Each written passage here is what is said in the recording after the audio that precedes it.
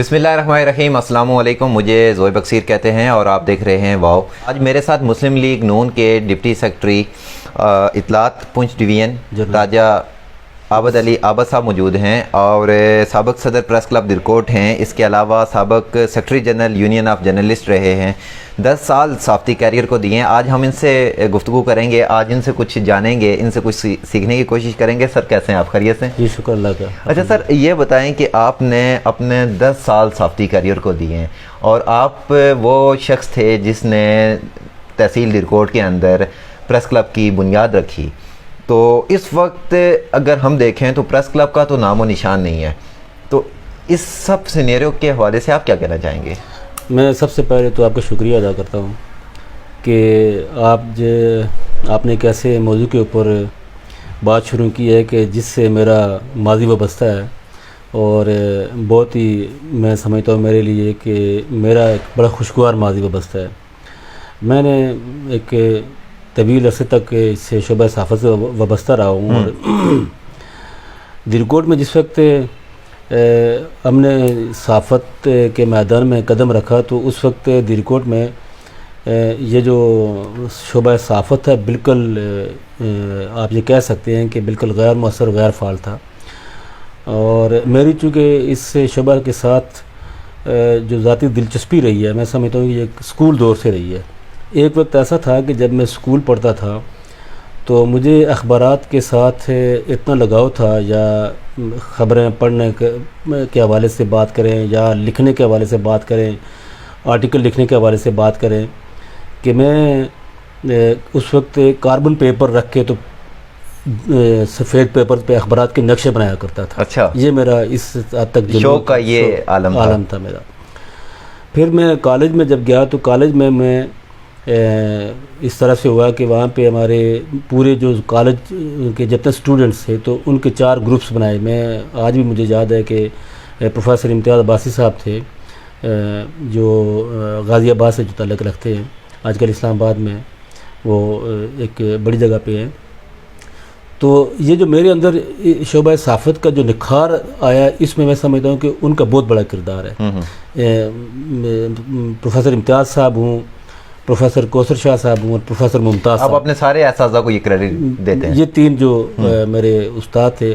اچھا، بیسیکلی میں ان سے پڑھتا نہیں تھا، میں چونکہ اکاؤنٹنگ کا اسٹوڈنٹ تھا تو ان سے میں پڑھتا نہیں تھا، لیکن میری چونکہ دلچسپی اس طرف تھی تو اس لحاظ سے میں سمجھتا ہوں کہ ان 3 اساتذہ کا انہوں نے جب میری انٹرسٹ کو دیکھا تو انہوں نے پھر اس حساب سے مجھے گروم کیا۔ بلکہ میں آپ کو ایک اور بات بھی بتاؤں کہ میں پہلے جو اپنا نام لکھتا تھا وہ راجہ عابد علی خان کشمیری لکھتا تھا۔ صحیح، ٹھیک ہے۔ تو جو میرا نام عابد علی عابد جو تجویز کیا، یہ پروفیسر امتیاز صاحب نے تجویز کیا، تو انہوں نے مجھے بتایا کہ یہ ایک بہت بڑے شاعر تھے، تو یہ نام آپ کو یہ نام لکھنا چاہیے۔ اس وقت سے پھر میں نے اپنا یہی نام راجہ عابد علی عابد کر لیا۔ اچھا عابد صاحب، آپ سے یہ میں قطع کلامی کی معذرت یہ پوچھنا چاہوں گا کہ آپ نے صحافت کو شوق کے طور پہ اپنایا، اور آپ نے بتایا کہ شوق کا یہ عالم تھا کہ آپ نے کاربن پیپر لے کے اور اس کے اوپر نقشے بنانا شروع کیے، اور آپ کی جو جہاں تک ماضی کا سوال ہے تو آپ نے بے شمار کالم لکھے، بے شمار آپ نے میگزینز پہ کام کیا، ایک اسٹوڈنٹ لائف سے آپ نے صحافتی کیریئر کا آغاز کر دیا۔ تو پھر یہ بتائیے کہ صحافت سے سیاست کا جو سفر ہے یہ کیسے آپ نے طے کیا ہے؟ میں تھوڑا سا آپ کو یہ گزارش کرنا چاہتا ہوں، چونکہ بنیادی طور پر صحافت کا تعلق، ایک صحافی کا تعلق سیاست سے بہت زیادہ ہوتا ہے۔ صحیح۔ جو کہ میرا انٹرسٹ صحافت میں تھا، اور جس طرح سے میں نے آپ کو بتایا کالج دور میں، بلکہ جو ہمارے جب میں کالج میں پڑھتا تھا تو جو 4 میں گروپس کا بات کر رہا تھا، اسٹوڈنٹ کو 4 گروپس میں تقسیم کر دیا گیا۔ وہاں پر مجھے ایک گروپ کا میں انچارج، میں اس وقت جو ہے نا سیکنڈ ایئر کا اسٹوڈنٹ تھا، تو وہاں چونکہ BA کی کلاسز بھی ہو رہی تھی، ایک گروپ کا انچارج میں بن گیا۔ اچھا، اس حوالے سے بھی میری دلچسپیاں تھوڑی زیادہ بڑھ گئی۔ وہاں پہ جتنی بھی ایکٹیویٹیز ہوتی تھی، غیر نصابی ایکٹیویٹیز آپ جن کو کہتے ہیں، جس میں آپ مختلف پروگرامات کرتے تھے مختلف مواقعوں کے اوپر، تو اسٹیج سیکرٹری کے فرائض میں سر انجام دیا کرتا تھا کالج کے اندر۔ پھر اس کے علاوہ پھر جب کالج کا ایک رسالہ میگزین القلم کے نام سے نکلتا تھا، اس کا میں نائب ایڈیٹر مجھے بنایا گیا، امتیاز عباسی صاحب نے مجھے بنایا، اور پھر وہاں میرے اس میں آرٹیکل بھی آئے۔ اس دوران پھر مجھے مختلف جو رسالے ہوتے تھے، اس وقت چونکہ سوشل میڈیا تھا نہیں تو یہ اخبارات ہوتے تھے، رسالے ہوتے تھے، مجھے پھر میں لاہور تک بعض رسالے جہاں میری اپروچ تھی، تعلق بنا، پھر میں ان میں لکھا کرتا تھا۔ پھر بعد میں اخبارات کے ساتھ جب میں کالج سے فارغ ہوا تو دیرکوٹ میں اخبارات کے ساتھ وابستہ ہو گیا. اخبارات سے جب وابستہ ہوا تو اچھا میں آپ کو ایک بات اور بات بتاؤں کہ چونکہ میں جب کالج میں تھا تو میں ایز اے اسٹوڈنٹ لیڈر بھی تھا. صحیح. ٹھیک ہے, ایک تنظیم کے ساتھ میں وابستہ تھا وہاں. اچھا, یعنی کہ آپ نے پولیٹکس اور صحافت کو شروع سے اسکول کالج لائف سے ساتھ رکھا. جب وہاں سے جو آپ کہہ سکتے ہیں نا میرا انٹرسٹ جو ہے نا صحافت کے ساتھ ساتھ سیاست کے ساتھ بھی تھا. لیکن جب میں نے پریکٹیکل صحافت شروع کی دیرکوٹ کے اندر تو اس وقت پھر ظاہر ہے وہاں لوکل پولیٹیشین کے ساتھ ساتھ میرا آزاد کشمیر کے اندر تقریباً آپ یہ کہہ سکتے ہیں آلموسٹ سارے جو بڑے لیڈر تھے ان کے ساتھ میرا ذاتی تعلق بن گیا, جن میں سردار قیوم صاحب تھے, سردار سکندریہ صاحب تھے, ممتاز حسین راٹھور صاحب تھے, اس طرح سردار خالد ابراہیم صاحب تھے. ان کے ساتھ میرا ذاتی ایک تعلق تھا. پھر اس حساب سے سیاست کے ساتھ بھی ایک دلچسپی پیدا ہو گئی. تو پھر آہستہ آہستہ جو ہے نا میں سیاست کی طرف آگے. سیاست میں تو خیر میں بہت پریکٹیکلی میں نے بہت لیٹ, یعنی آپ یہ کہہ سکتے ہیں کہ 2005 کے بعد میں نے سیاست میں جو ہے نا عملی قدم رکھا. لیکن اس سے دوران صحافت جو ہے تو ہماری ایکٹیویٹیز ایسی تھی کہ جو وہاں دیرکوٹ میں لوکل پالیٹکس کے اوپر اثر انداز ہوتی اور آپ ڈسکس ہوتے تھے پالیٹیشنز میں. اچھا راجہ صاحب, آپ یہ بتائیے کہ ایک جو صحافی ہوتا ہے اس کی سیاسی پارٹی سے وابستگی کتنی ضروری ہوتی ہے؟ بالکل ضروری نہیں ہوتی ہے. صحیح. دیکھیں صحافی کو بنیادی طور پر, چونکہ میں نے اسی لیے صحافت چھوڑ دی کہ میں چونکہ محسوس کر رہا تھا کہ میری ایک دلچسپی بن رہی ہے سیاسی جماعت کے ساتھ. صحیح. اس وقت چونکہ پیپل پارٹی تھی تو میں پیپل پارٹی کی لیڈرشپ کے بھی قریب تھا, اور لوکل جو سیاست تھی تو وہاں بھی میرا ایک رول بنتا گیا. تو آپ نے صحافت کو ترک کر دیا؟ میں نے پھر صحافت کو چھوڑ دیا اور میں نے عملی طور پہ سیاست اختیار کی.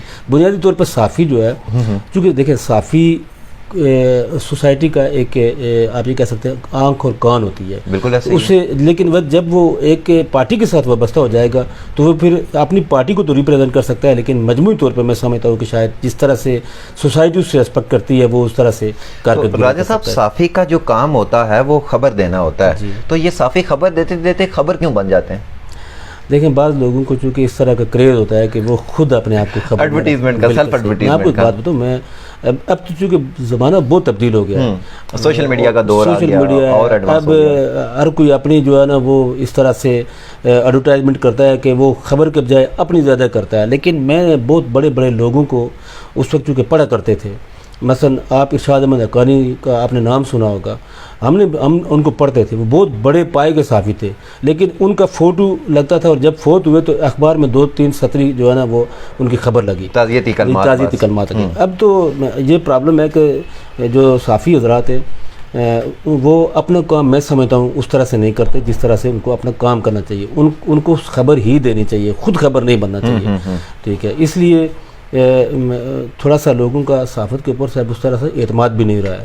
بالکل صحیح. اچھا, وہ کہتے ہیں کہ تو یاد ماضی عذاب ہے یارب, تو چھین لے مجھ سے حافظہ میرا.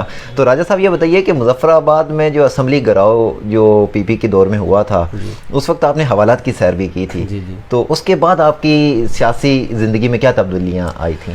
اصل میں میری صرف وہ ایک دن کی میں لیے گرفتار ہوا تھا. اس وقت یہ پوری قیادت آپ کی گرفتار ہو گئی تھی. اس وقت چونکہ میں پیپل پارٹی میں تھا, بارسو سلطان محمود چودھری صاحب پارٹی کے صدر تھے. انہوں نے ایک کال کی ہوئی تھی, سکندر یاد صاحب وزیر اعظم تھے, تو اس اسمبلی کے گھیراؤ کے لیے انہوں نے کال کی تھی. تو اس وقت مظفر آباد میں ہم سارے لوگ موجود تھے. ہم چونکہ اس وقت چھوٹے سیاسی کارکن تھے, اب بھی چھوٹے ہی کارکن ہیں, تو سارے لوگ ہم وہاں پہ گئے ہوئے تھے. وہاں پہ میں اور اللہ مغفرت کرے راجہ ارشاد صاحب ہم اکٹھے تھے. تو پولیس نے چونکہ گرفتاری کر رہی تھی تو ہمیں بھی انہوں نے گرفتار کر لیا. پھر انہوں نے وہاں پولیس لائن جو ہے نا انہوں نے کر دیا, وہاں پہ لے گئے. آگے ہم نے جا کے دیکھا ساری لیڈرشپ وہاں پہ موجود ہے. تو ایک دن ہم وہاں سارے.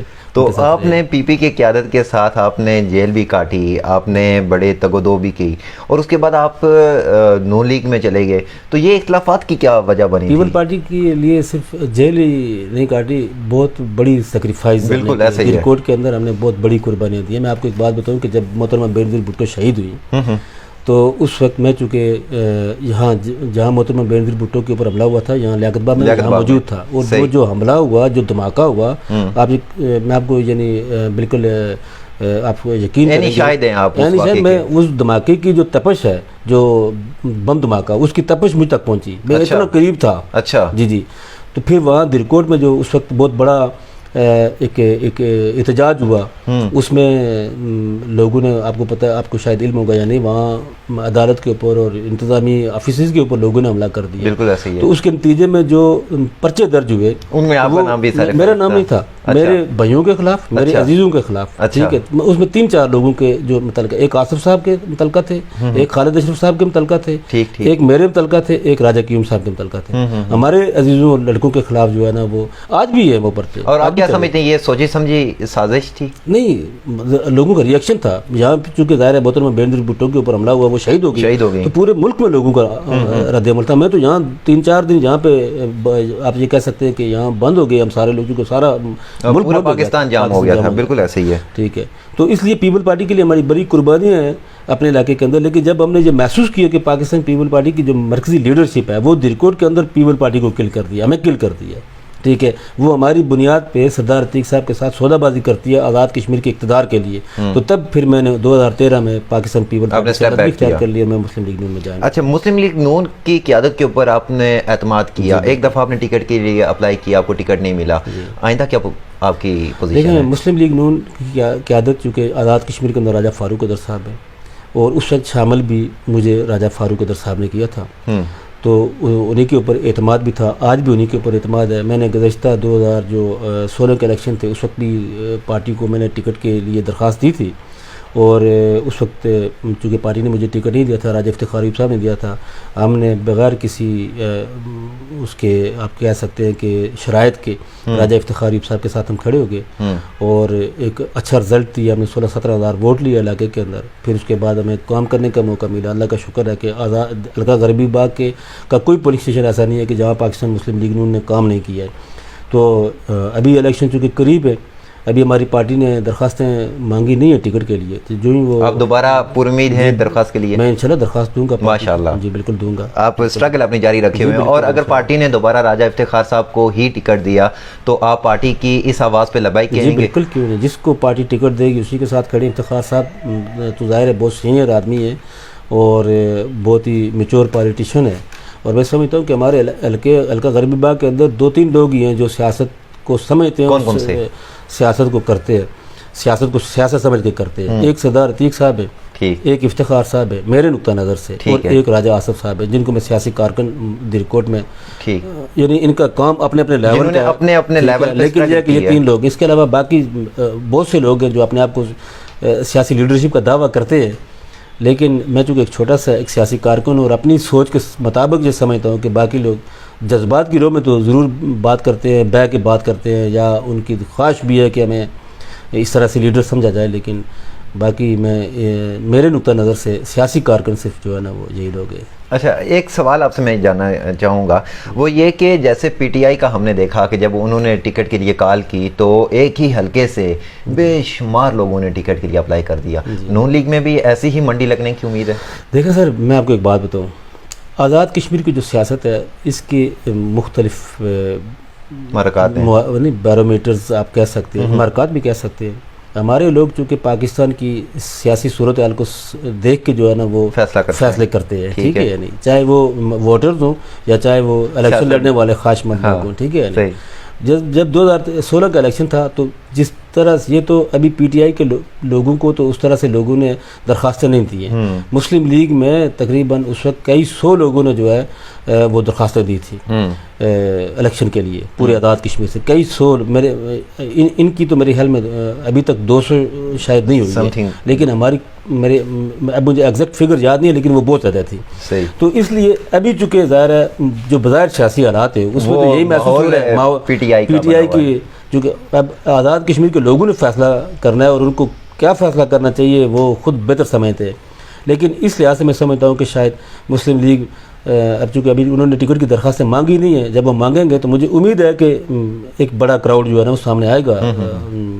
نون لیگ کی حالیہ حکومت رہی, اس 5 سالہ کارکردگی کے اوپر مختصراً آپ کیا کہنا چاہیں گے؟ میں سمجھتا ہوں, دیکھیں یہ آزاد کشمیر کے اندر آپ ایک عام آدمی سے جا کے پوچھیں, وہ آپ کو خود اس بارے میں بتا دے گا کہ مسلم لیگ کی کارکردگی کیا رہی ہے, تعمیر و ترقی کے اعتبار سے, گڈ گورننس کے اعتبار سے, میرٹ کے اعتبار سے, اور پھر سب سے بڑھ کر مسئلہ کشمیر کے حوالے سے فاروق قدر صاحب کا جو سٹینڈ رہا ہے اس کے اوپر آپ کسی عام آدمی اور ہم نے دیکھا ناظرین کہ یہاں پر ہمارے وزیر اعظم صاحب نے جب وفاق کے اندر کھڑے ہو کے تقریر کرنا شروع کی تو ان کی تقریر کو سینسر کیا گیا. یہ اس بات کا آپ کو بھی علم ہے؟ بالکل بالکل. بلکہ میں نے فاروق قدر صاحب کے جو متعلقین ہیں جو میڈیا کو ڈیل کرتے ہیں، میں انہوں نے کہا تھا کہ بھائی آپ اپنا سوشل میڈیا ڈیولپ کریں تاکہ لوگ ان کی تقاریر کو سننا چاہتے ہیں. لیکن ظاہر ہے ریاست کا پرائم منسٹر ہے، ان کا موقف سامنے آنا چاہیے. نہیں سننا چاہتے ہیں چونکہ اتنا دبنگ اور دلیر موقف آپ دیکھیں کہ آپ پوری ہسٹری اٹھا کے دیکھیں، چونکہ آپ اسٹوڈنٹ ہیں. کچھ چیزوں کو ہم تو اپنی آنکھوں سے دیکھ چکے ہیں، اپنی کانوں سے سن چکے ہیں، لیکن آپ اسٹوڈنٹ ہیں. آپ اگر پوری ہسٹری اٹھا کے دیکھیں گے تو آپ کو اس طرح کا موقف یا کسی لیڈر کا اس طرح کا سٹینڈ آپ کو کبھی نہیں 70 سال کی تاریخ میں آپ کو نہیں ملے. بالکل ایسے ہی ہے. تو اس لیے پھر میں نے ان کو کہا کہ بھائی آپ جو ہے نا آپ اپنا ایک پیج بنائیں یا جس طرح سے آپ سوشل میڈیا تاکہ لوگ آپ کو براہ راست دیکھیں کہ کیا کہتے ہیں. چونکہ ظاہر ہے میڈیا کے اندر تو سینسر ہو جاتی ہے. ٹھیک ہے نہیں اس لیے. اچھا عابد صاحب ہم آخری سوال کی طرف بڑھیں گے. مجھے آپ یہ بتا دیں کہ اگر آپ کو ٹکٹ ملتا ہے جی آپ کے پاس ایسا کون سا منشور ہے جس کے اوپر اعتماد کرتے ہوئے عوام آپ کے ساتھ چلے؟ میرے پاس منشور صرف مسلم لیگ نون کا ہے. تعمیر و ترقی کا منشور ہے، ٹھیک ہے، انصاف کا منشور ہے، میرٹ کا منشور ہے، گڈ گورننس کا منشور ہے. ٹھیک ہے. مسئلہ کشمیر راجہ صاحب یہ منشور جو ہیں یہ آپ کا مجھے سمجھ آ گئی. میں آپ سے وہ جاننا چاہتا ہوں کہ جس سے کل تک اگر آپ کو ٹکٹ ملتا ہے خدا کرے تو کل تک مجھ جیسا بندہ اور ایک عام آدمی حلقے سے آ کے آپ سے یہ سوال کر سکے کہ عابد صاحب آپ نے فلانے انٹرویو میں ہمارے لیے یہ وعدہ کیا تھا، اس کا کیا ہوا؟ میں گزارش کرنا چاہتا ہوں کہ دیکھیں میں مسلم لیگ نون کا کارکن ہوں، میری ایک پولیٹیکل وابستگی ہے. میں اپنا ذاتی ایجنڈا لے کے الیکشن میں نہیں جا سکتا.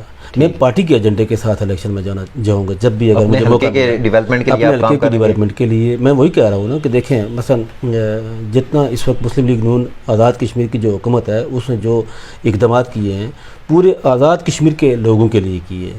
ٹھیک ہے. تو میرا ایجنڈا بھی وہی، اور پورے آزاد کشمیر کے اندر پھر حلقہ غربی باغ بھی آتا ہے.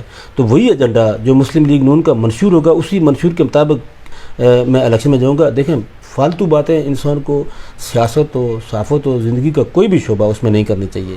اس لیے کہ جو چیزیں آپ نہیں کر سکتے ہیں ایسے لوگوں کو اب سبز باغ دکھا کے لوگوں کے ساتھ ایک چیٹنگ کر کے ان کے ساتھ ایک فراڈ کر کے بالکل کسی صورت نہیں. اس لیے کہ دیکھیں ہم لوگوں کو ریپرزینٹ کرتے ہیں، ہم اپنی پارٹی کو ریپرزینٹ کرتے ہیں، پھر اپنے عوام کو ریپرزینٹ کرتے ہیں. ان کے ساتھ ہمیں وہی بات کرنی چاہیے جو ہماری پارٹی مرکزی لیول پہ لوگوں سے کرتی ہے. اور آپ یہ دیکھیں کہ آج 3 سال ہو گئے ہیں عمران خان کی حکومت کو. انہوں نے جو وعدے کیے تھے اسی طرح کے ہوائی وعدے کیے تھے ان میں سے کوئی ایک چیز بھی انہوں نے عوام کے لیے نہیں کیا. الٹا عوام کو مہنگائی کے دلدل میں جو ہے نا پھنسا دیا ہے، عوام کو مسائل کے اس دلدل میں پھنسا دیا ہے. اور یہی وجہ ہے کہ مسلم لیگ نون نے اپنے منشور پہ پچھلے 5 سال کام کیا جب نواز شریف صاحب کی گورنمنٹ تھی پاکستان کے اندر. تو آج لوگ چیخو پکار کر رہے ہیں پاکستان کے کہ آزاد پاکستان کے اندر مسلم لیگ نون آنی چاہیے. اور میں آپ کو یہ بات بتاؤں کہ پاکستان میں جب بھی آئندہ الیکشن ہوں گے تو پاکستان مسلم لیگ نون ایک بہت بڑی اکثریت کے ساتھ پاکستان کے اندر حکومت بنائے گی. اور اسی وجہ سے کچھ چیزیں ایسی ہو رہی ہے پاکستان میں کہ مسلم لیگ نون کا راستہ روکنے کی کوشش کی جا رہی ہے. خیر وہ ایک لمبی بات ہے، میں اس طرف آپ کی اس وقت میں نہیں جانا چاہتا ہوں. تو آزاد کشمیر کے اندر بھی راجہ فاروق قدر صاحب نے جو اقدامات کیے وہ مسلم لیگ نون نے جو ایک منشور بنایا تھا اس کے مطابق انہوں نے کہا تھا میں میرٹ کا نفاذ کروں گا. انہوں نے میرٹ کا نفاذ کیا اور دیگر اصلاحات کی. انہوں نے محکموں کے اندر انہوں نے یہ پبلک سروس کمیشن اس کو بہتر کیا. وہاں لوگ میرٹ کے اوپر آ رہے ہیں. آپ یہ دیکھیں اس طرح بہت ساری چیزیں ہیں. تو اپنے طور پہ کوئی ایسی بات فضول بات کرنا کہ یہ کروں گا میں یہ کر دوں گا میں وہ کر دوں گا تو وہ بات بندہ نہ کر سکے تو کل لوگ جو ہے نا وہ شکوہ کریں گے. شکوہ نہیں کرتے ہیں آج کل لوگ آج کل دوسرے طریقے سے پیش آتے ہیں. تو اس سے بہتر ہے کہ بندہ وہ بات نہ کرے. چلیں so nice of you. Thank you very much. بہت شکریہ. Thank you.